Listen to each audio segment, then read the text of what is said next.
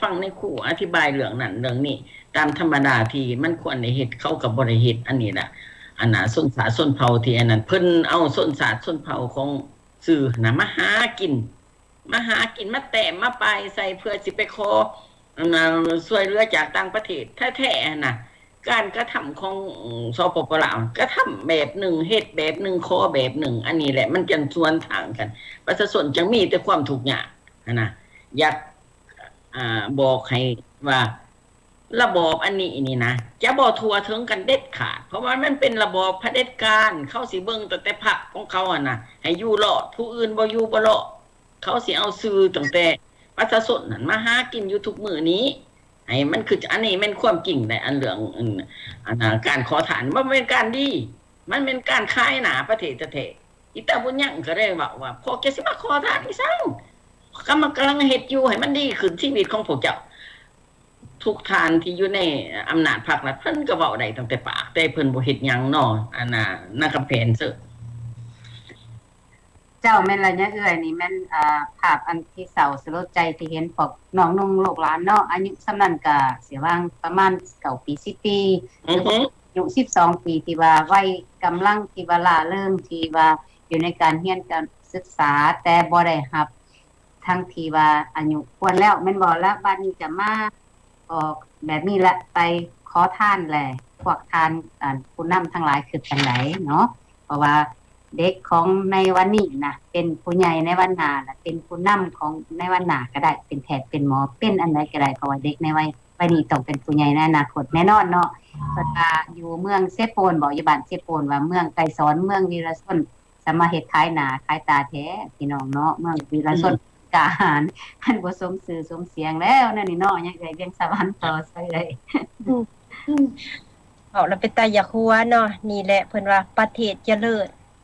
โจรครองเมืองก็เป็นจังซี่ละท่านผู้ชมคันว่าเป็นคนที่มีมนุษยธรรมครองเมืองจะบ่เป็นจังซี่เป็นผู้นำของประเทศแต่ให้ลูกเล็กหลานน้อยโรงเรียนก็บ่ได้เข้า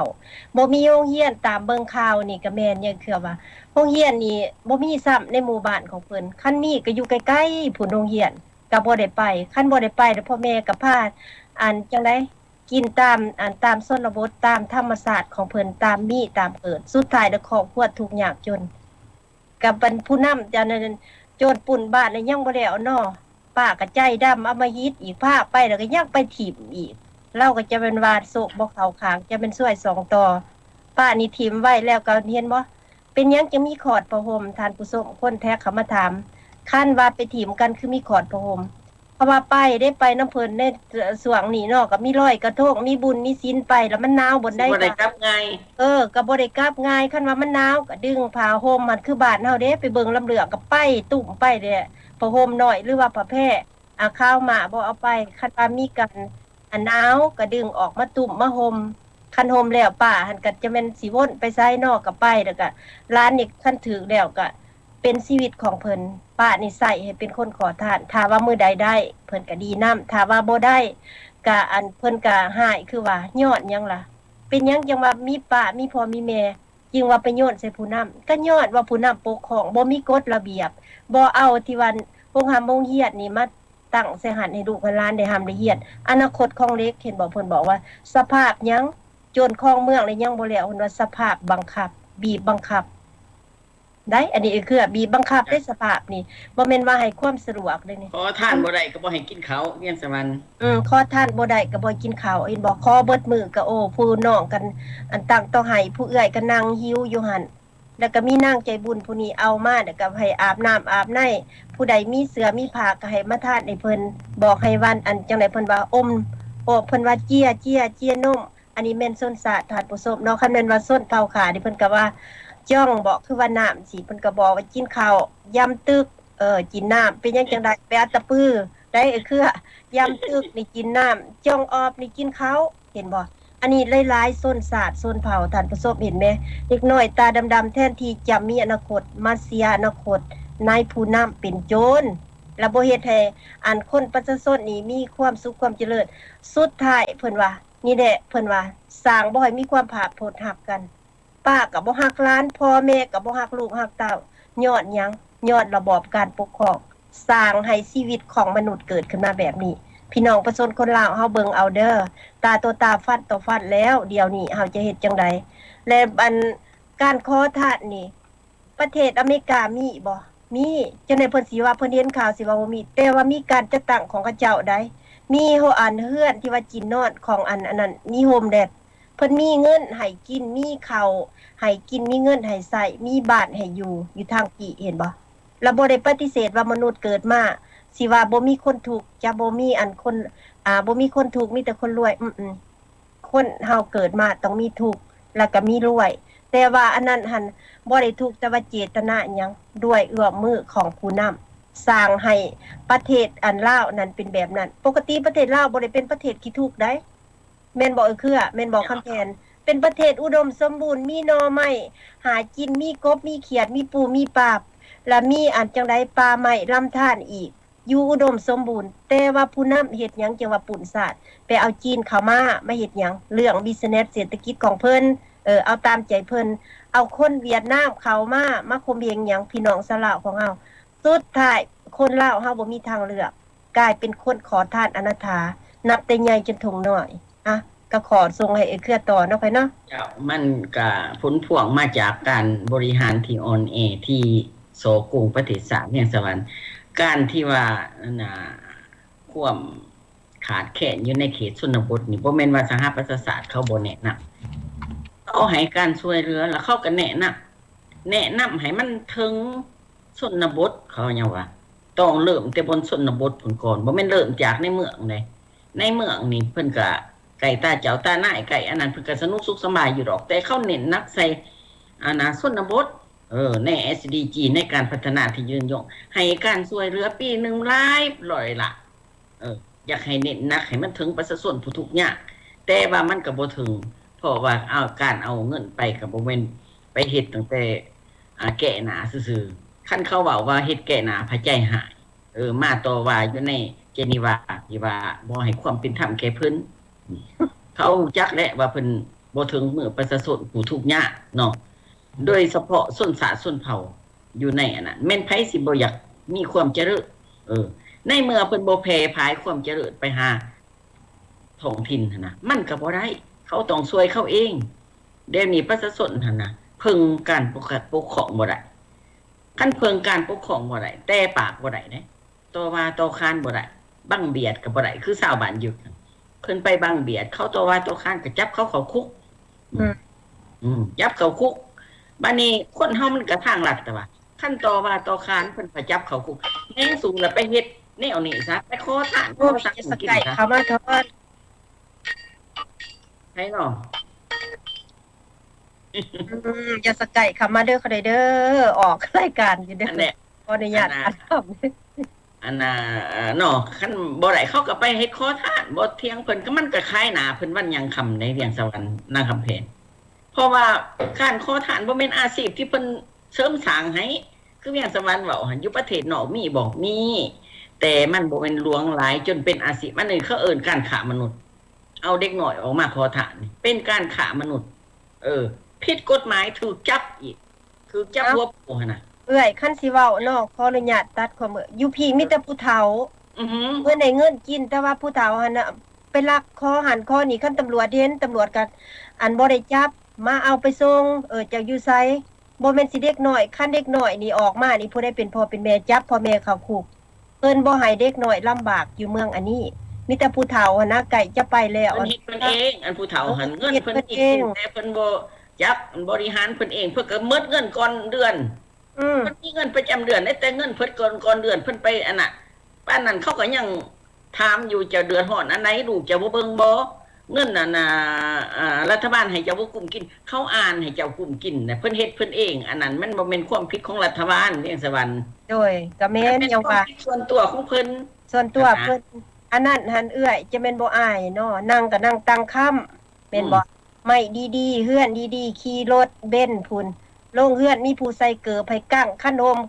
ก็บ่เป็นเพราะว่ามือเป็นอัมพาตบัตรประชาชนให้ทุกภาครัฐสอกงและประชาชนนี่ก็ต้องทุกข์ยากบัดนี้เด็กน้อยร้อยการศึกษาแม่นบ่เฮ็ดจังได๋ก็ต้องจำเป็นขอทานเฮ็ดจังได๋อันภาครัฐนี่อยู่จังได๋อยู่ สิสอโกงไปฮอดไสเงินงบประมาณเข้ามาสหรัฐอเมริกาเพิ่นบอกเพิ่นอยากให้อันที่ว่าประเทศนั้นรับเอาเพิ่นเอื้อยประเทศใดสิรับไปบ่อนใดเดี๋ยวไปยืมไปขอว่าสิไปซอยไปสดบัดเอาไปแล้วบ่ซอยไปสดผู้ใดสิอยากรับเพิ่นบ่ให้แล้วก็บ่ให้ยืมแล้วก็บ่อันนั้นอีกคู่มือก็มีแต่อันน่ะประเทศใกล้เคียงเพิ่นหันหากินนํกันน่ะนะแทนที่จะแทนที่เพิ่นว่าเพิ่นวนนํการลงทุนแต่การลงทุนหันประชาชนมันบ่ได้รับแน่น่ะมันได้รับแต่เจ๊กแต่แก้วแต่ส่วนใดส่วนหนึ่งที่เป็นลูกแหลงตีนมือของเพิ่นหันได้รับแต่ว่า 80% 90% มันยังถูกอยู่มันบ่ได้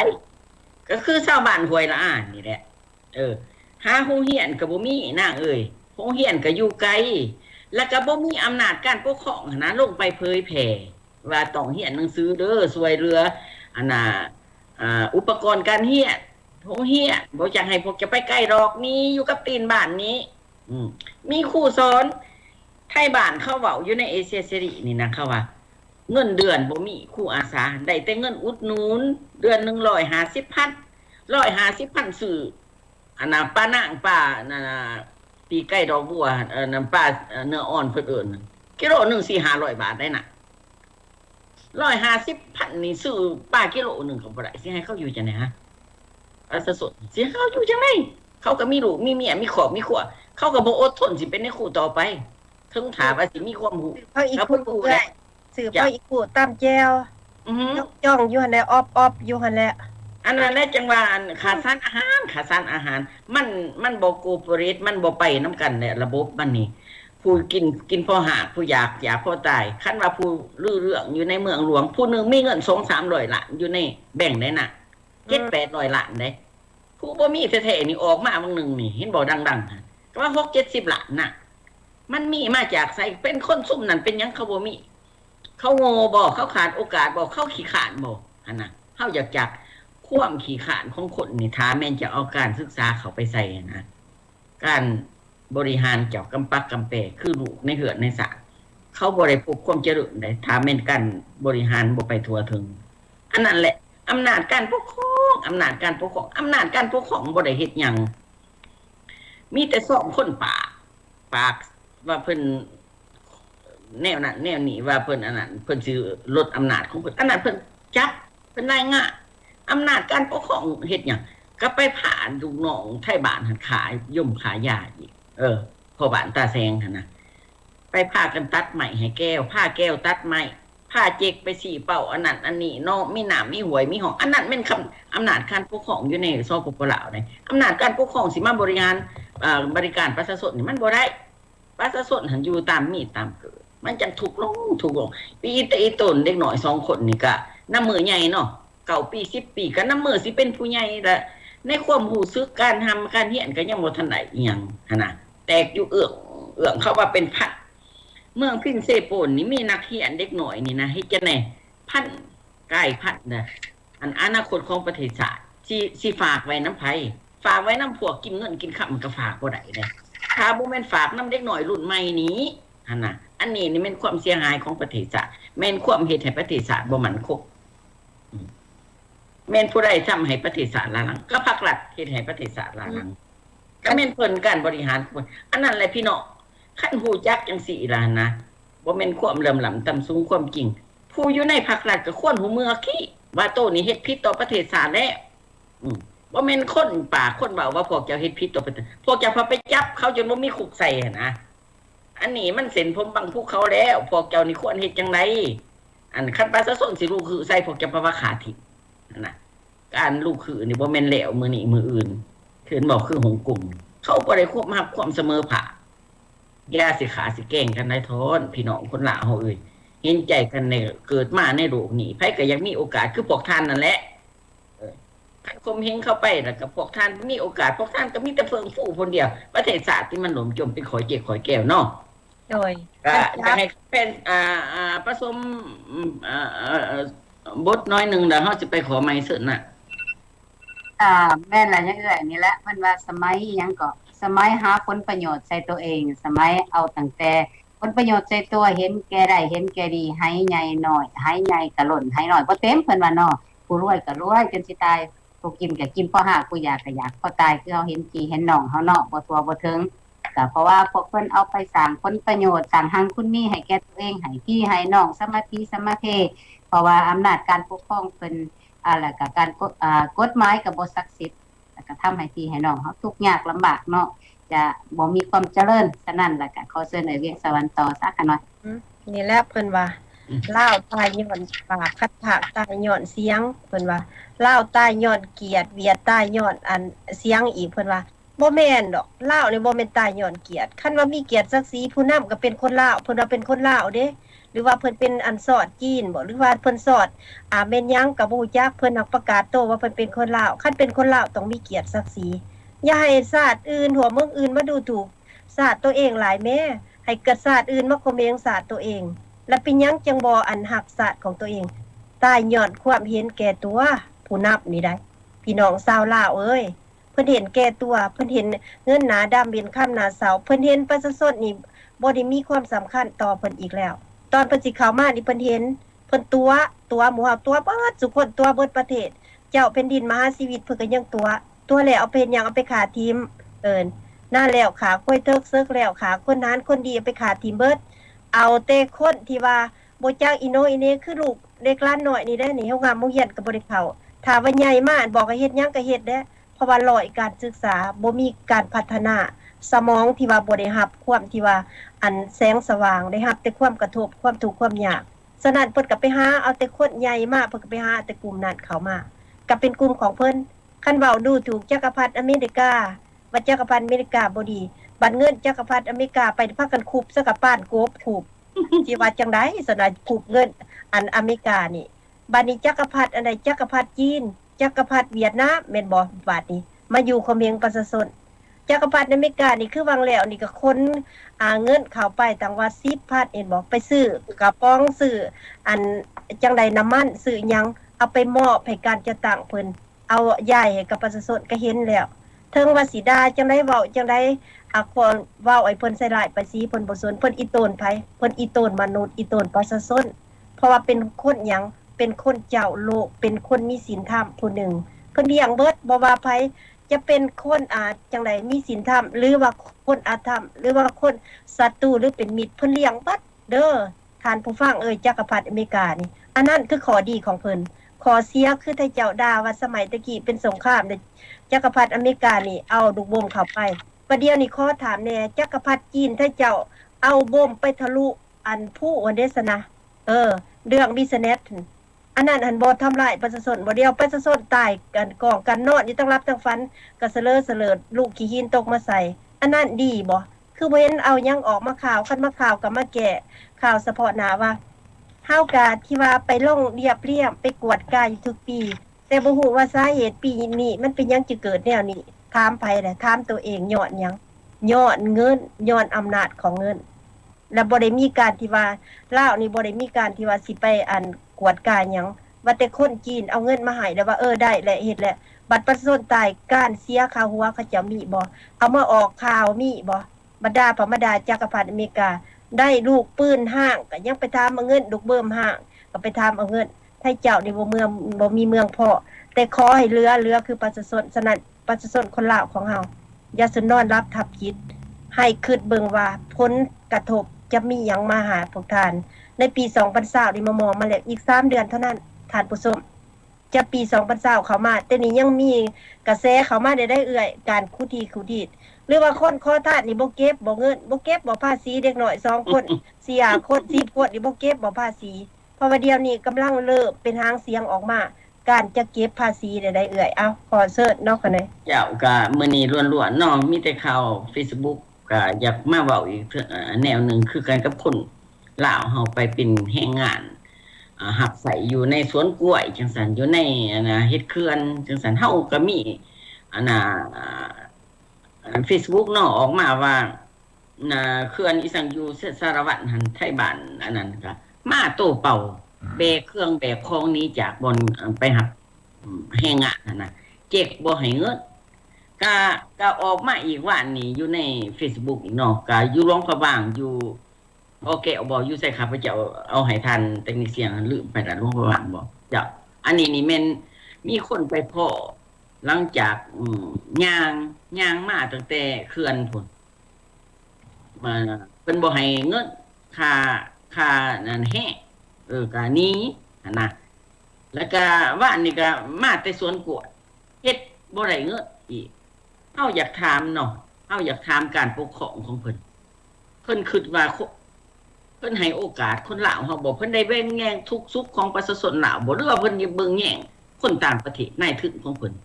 เฮาอยากเว้าคือแนวนั้นเฮาอยากถามเพิ่นถ้าแม่นกฎหมายบ่คุ้มครองของประเทศตัวเองนี่เพิ่นสิอยู่ในการบริหารอีสังเพิ่นจะมาปล่อยปละละเลยให้เจ๊กนะมาข่มเหงลาวพี่น้องแทนที่ลาวหั่นนะสิเป็นเจ้าของประเทศเจ๊กสิไปรังแกเจ๊กบ่มีพี่น้องดิ้นก็ดิ้นลาวหั่นน่ะเป็นหยังจังให้คนเจ๊กนะมารังแกคนละข่มเหงคนละไปเป็นโขยเขาแล้วก็เอาแห้งไปสู่เอาเงินเอาคำแล้วแล้วยังเก็กยังมาโกงแห่งงานของเขามันเป็นไปได้บ่ในจังซี่เฮาอยากถามสปปลาวนะการปกครองแบบนี้แม่นเพิ่นปกครองให้ไผแม่นเพิ่นปกเป็นคนของประชาชนบ่นะคันเพิ่นเฮ็ดหยังให้ประชาชนบ่ได้ประชาชนก็ควรเชิญเพิ่นออกจากโตจากตังไปซะให้ประชาชนเขาเลือกเอาผู้นำของเขาเองไปทั้งคันนี้เนาะคำเพนคันทั้งคันนี้แล้วเชิญเพิ่นออกซะเพิ่นบ่ต้องมาเป็นคณะบริหารเนาะเพิ่นปกครองประชาชนบ่ได้ปล่อยให้เจ๊กนี่นะมาโกงแห่งงานของเรานี่มันแปลว่าจังได๋อันการเป็นข่อยขาของเจ๊กมันก็เสื่อมเสียเกียรติยศของชาติตัวเองอยู่ในแผ่นดินของตัวเองยังบ่มีปัญญาสิหาเงินให้เจ๊กเนี่ยนะมาพาหาเงินเป็นแต่สงสารเขาอีดีได้อันนี้นี่บ่แม่นว่าเฮาดูถูกดูแคลนเพิ่นบ่แม่นว่าเอาความเท็จมาเว้าเพิ่นบ่อายชาวโลกว่าน้องคำแผนน้องเสือเจ้าก็เพิ่นก็ร่วมกันกับเจ๊กกับจีนนั่นแหละร่วมเอาอันนั้นชาวต่างเจ้าหันเขามาเป็นนายนาเพิ่นมาเป็นนายนาซะแล้วก็อันนี้แหละหนามามันก็มาคุมเหงประชาชนนั่นดิเพิ่นบ่แม่นประชาชนล่ะบ่เพิ่นเป็นประชาชนเจ๊กแก้วบ่ซั่นน่ะเฮาอยากถามเพิ่นเนาะแต่จังซั่นแหละจังว่ามันบ่เจริญเพิ่นเป็นข่อยเขาเป็นข่อยเป็นเครื่องมือให้เขามาทำลายประเทศชาติบ้านเมืองของพวกเฮานี่แหละแทนทำมาโกงแรงงานของคนลาวอีกเสียให้งานและเสียให้งานเสียทั้งเหือทั้งแห้งยังบ่ได้เงินอีกต่างหากเนาะคันประเทศเจริญนี่เขาฟ้องบ่เพิ่นตายดับไปแล้วหั่นนะ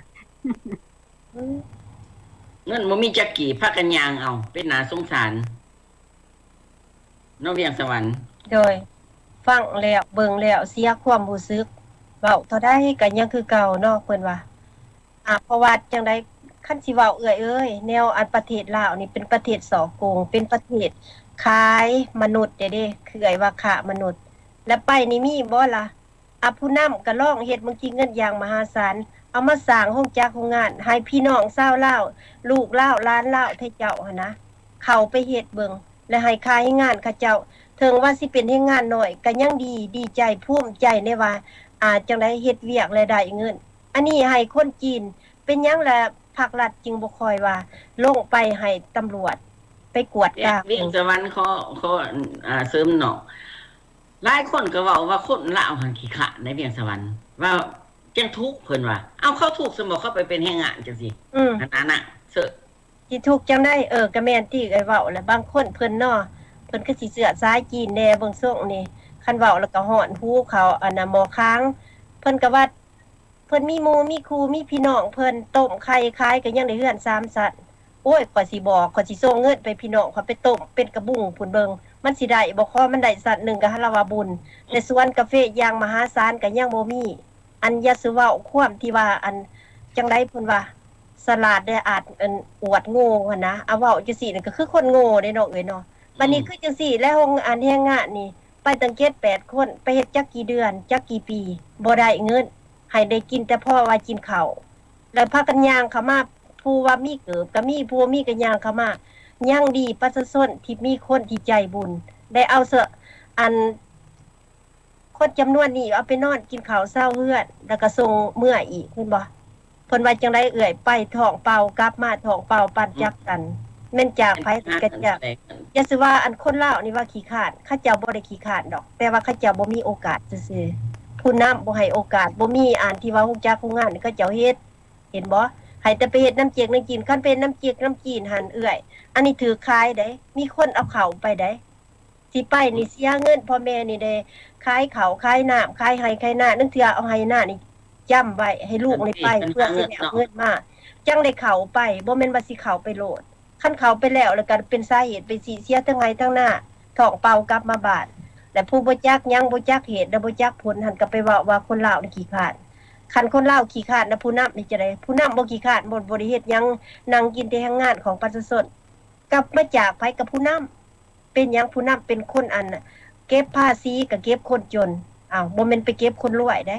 จนเท่าใดแฮงไปเก็บหนทางอันเป็นธรรมศาสตร์ก็ยังไปเก็บเอาเงินได้ซะนะคือบ่ว่าในผู้นำขี้คร้านคือบ่ว่าเนี่ยคือว่าไปโทษแต่ประชาชนคนจนหั่นอันนี้เฮาสิเว้าอิหยังนี่ให้รู้จักกาลเทศะผู้ที่ว่าจะออกมาเว้าเนาะผู้ที่ว่าให้การใส่ร้ายป้ายสีคันเมื่อแล้วหั่นเอื้อยเป็นกรณีหนึ่งอีกได้อันคนลาวนี่คันเพิ่นเมื่อเพิ่นไปถึงแล้วแท้ดีเพิ่นสิมาบอกหมู่ว่าโอ้ยบ่เป็นตาเมื่อเด้อไปเบิดเงินมีแต่สอโกงกันบ่เป็นตาไปเพิ่นบ่ว่าอีก หาหลัง10นั่นน่ะเอ้ยบัดกลับมาเพิ่นมาตัวหมู่อีกได้หั่นอันพวกซบสิเบิ่นๆแน่นะเอ้าเอื้อยต่อกะเนาะมื้อนี้สนทนาล้วนๆตั้งแต่เรื่องความลำต่ำสูงอยู่ในประเทศลาวการก็โกงแรงงานจังซี่แหละบัดนี้บทสนทนาสุดท้ายอย่างเอามาสนทนามันมีใน Facebook คือกันนั่นแหละอันนี้แม่นความจริงบ่อยากออกสื่อเจ้าของเฟซเนาะเขาสิอันนั้นแต่ว่าเขาก็บ่ย้านดอกเขาก็เอาออกในนามส่งของเขาหากแต่ว่านำความของเขามาเล่าสู่พี่น้องฟังเดี๋ยวนี้สปปลาวเพิ่นเปลี่ยนระบบที่ว่าไปเยี่ยมยามหั่นน่ะบ่ให้นอนเฮือนพี่น้องแล้วก็ให้ไปเช่าโรงแรมให้ไปเช่ารีสอร์ทให้ไปเช่าบ้านพักอันน่ะพอความที่ผู้นี้เว้าว่าอันน่ะบ่ได้เฮ็ดรายการรายมื้อแล้วเพราะว่าไปอยู่หน้าของพ่อเฒ่าแม่เฒ่าแล้วเอาเมียลาวผู้นี้เอาเมียลาวแล้วไปอยู่หน้าพุ่นอันน่ะได้นอนหน้าเพราะว่าไปเกี่ยวเขาว่าซั่นทุกปีไปเอากันกับเมียลาวหั่นลูกหันจนใหญ่เขาโรงเรียน10 ปีประมาณ8 9 ปีหรือ6 7 ปีนี่แหละมองนี่แหละหลังจากเกี่ยวเขาแล้วรถมาเฮือนอำนาจการปกครองหันบ่ให้นอนเฮือนพ่อเฒ่าแม่เฒ่าทั้งที่ลูกสาวของเขาก็ยังอยู่หั่นเพิ่นว่าระบบไหมให้ไปพักบ้านพักรีสอร์ทแล้วก็โรงแรมว่าซั่นแล้วว่าข่อยเที่ยวไปเที่ยวมานี่ข่อยก็เป็นเคยลาวแล้วว่าอันน่ะก็บ่เห็นเป็นหยังมาเดี๋ยวนี้เพิ่นเปลี่ยนแปลงระบบก็บ่เถียงเพิ่นดอกหักแต่ว่าเงินค้ำสิเอามาแต่ไสไปเช่าโรงแรมหั่นนะเพราะว่าคืนนึงมันก็เท่าไหร่300,000บ่100,000บ่ว่าซั่น100,000บ่หรือ300,000ข้าพเจ้าขอโทษเด้ออันนี้บ่จื้อหรือเกือบ300 บาทเนาะเกือบ300 บาทสิสู้ไว้300,000เลยจ้ะสิสู้ไว้บ่มาเบิ่ง Wi-Fi ก็ออนอันนั้นก็ออนก็ย่านบ่ได้มาแล้วอันนี้อย่าหาว่าการท่องเที่ยวอยู่ในลาวนี่ลดลงเด้อถ้ามีระบบนี่ใส่นะอันที่เฮาสิเอามาเว้ากันนี่นะเวียงสวรรค์นะครับเป็นการอยู่กินของประชาชนลาวมันมีมาแต่ดึกดำบรรพ์เฮาไปเฮือนพ่อเฮือนแม่เฮาบ่เคยเช่าโรงแรมเนาะเฮาก็ต้องมีความสุขทุกข์คือทอดกันในน้ำความพัวพันสายเลือดไปบ้านยามพ่อยามแม่เฮาคนลาวเฮาก็บ่ตีดอกไผอยากไปนอนโรงแรมก็ไปส่วนใดอยากนอนโรงแรมก็นอนส่วนใดอยากมานอนนำเพื่อนก็แม่นความมักความที่ว่าอย่างเขาคอนเวเนียนของไปความสะดวกของผู้นั้นอยากไปนอนโรงแรมก็ไปคือน้องข้าพเจ้านี่มานอนบ่อยากมายามบ่อยากอันนั้นไปนอนโรงแรมดีก่อนตื่นเช้ามาจังมากินข้าวอันนั้นก็เรื่องนึงความอันนั้นเฮาบ่ได้บอกน้องเฮาว่าจะไปนอนโรงแรมบ่แม่นเขามาดองเขาก็อยากนอนเต็มเม็ดเต็มหน่วยเขาก็ไปนอนโรงแรมอันนั้นมันก็เรื่องนึงของเขาแต่ว่าเมืองลาวนี่ความมักของคนแม่นไปมาหาสู่กันเว้านัวหัวมวนกินข้าวร่วมผ้าปลาร่วมถ้วยนะการหักแพงประเพณีลาวมันเป็นแน่น่ะเพิ่นเดินสวนทางกับประเพณีได้นี่เพิ่นก็เขาก็ออกมาจมเนาะว่ามาผู้เทื่อก็มานอนบ้านแม่เฒ่าผู้เฒ่าได้หักแพงกุมเทื่อเอาเครื่องมาตอนแม่เฒ่าแต่เดี๋ยวนี้นี่การปกครองเพิ่นจ้องตาเบิ่งจ้องตาเบิ่งว่าต้องไปถูกปรับไหมปรับไหมเพราะว่าระบบเพิ่นออกเจ้าหน้าที่ต้องมาอันน่ะเชิญไปตำรวจอันนี้อยู่แข้งบริคำไสเด้ออันเว้านี่ถูกแล้วว่ากับประกาศให้คนไทยให้ฮู้ทั่วถึงกันแล้วว่าผู้ใดมามีเฮือนเล็กเฮือนน้อยเฮือนเล็กเฮือนน้อยหมายความว่ามันมีเมียน้อยนางซั่นก็แล้วแต่เรื่องของเพิ่นดอกอันนั้นเราประกาศแล้วว่าคนไทยหันมากมีเฮือนเล็กเฮือนน้อยอยู่เมืองลาวให้ระวังไว้ถ้าจะมานะสิมาคือเก่าบ่ได้อีกแล้วเพราะว่านั่นน่ะจังน้อยมานอนว่าเมียโตแล้ว มันบ่แม่นอยู่ใน